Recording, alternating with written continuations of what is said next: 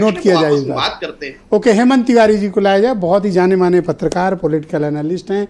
हेमंत जी, आपका स्वागत। मैं थोड़ा सा कंफ्यूज हो गया आज इन लोगों के, खासतौर पर ये जो दो बड़े दल हैं ना, इनका बड़ा अजीब पॉलिटिकल बिहेवियर है। ये जब यूपी में आते हैं तो थोड़ा बांट देते हैं, लेकिन दूसरे राज्यों में जाते हैं तो ये दरवाज़ा भी नहीं खोलते हैं कि बाहर आदमी खड़ा है आपका दोस्त यूपी वाला, उसको बुला के एक गिलास पानी ही पिला दो। हलो भी नहीं करते हैं ये लोग। हाँ ब्रजेश जी, ये जो राजनीति है ना आज के दौर की, ये काफ़ी दिनों से तेल लेने चली गई, अभी लौटी नहीं है, उसकी प्रतीक्षा है।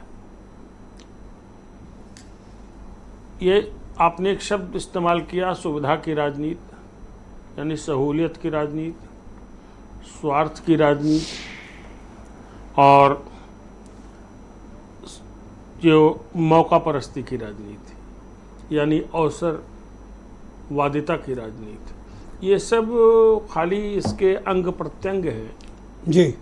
सियासत सहूलियत के लिहाज से चल रही है। कम से कम जो एलायंस पॉलिटिक्स इस देश में देखी जा रही है उससे यही साबित होता है।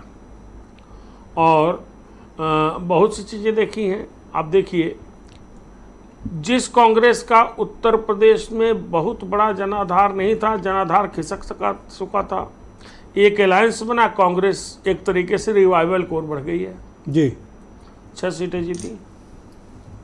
और अभी आप देखिएगा एक रार और होगी कांग्रेस। मैं खाली ये बात इंडिया अलायंस के लिए नहीं कह रहा हूँ, ये दोनों जगहों पे लागू होती है। जैसे एक सवाल आपने किया कि भारतीय जनता पार्टी और जयंत चौधरी के बीच में क्या कोई ऐसी बात नहीं बनी?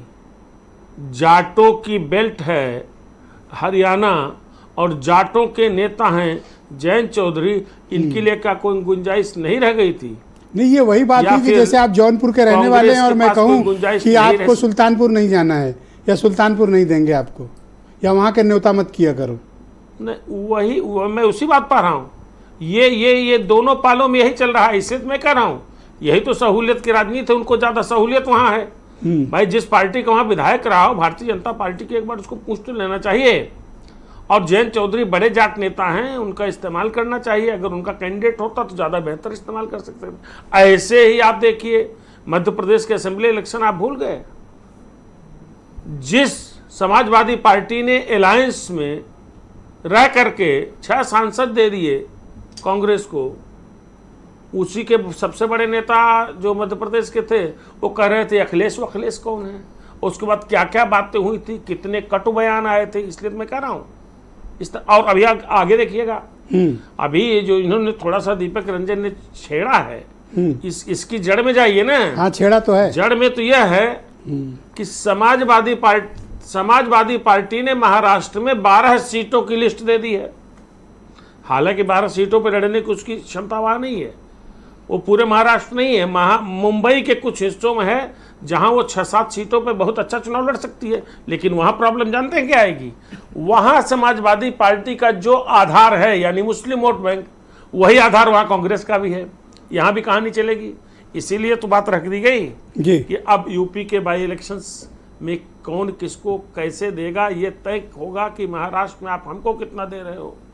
और महाराष्ट्र में कांग्रेस एक हिस्सा है महाविकास आघाड़ी का, उसकी अपनी सीमित सीटें हैं।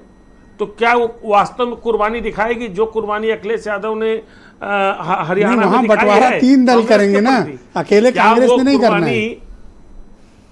जी, यही बात है। और जहाँ तक जम्मू कश्मीर में चुनाव लड़ने की बात है, ब्रजेश जी, मुझे इस बात की प्रबल संभावना नजर आती है कि कहीं हो सकता है आने वाले दिनों में होनोलुलु में चुनाव हो रहे हैं, कुछ पार्टियां लड़ने चली जाएं। धन्यवाद।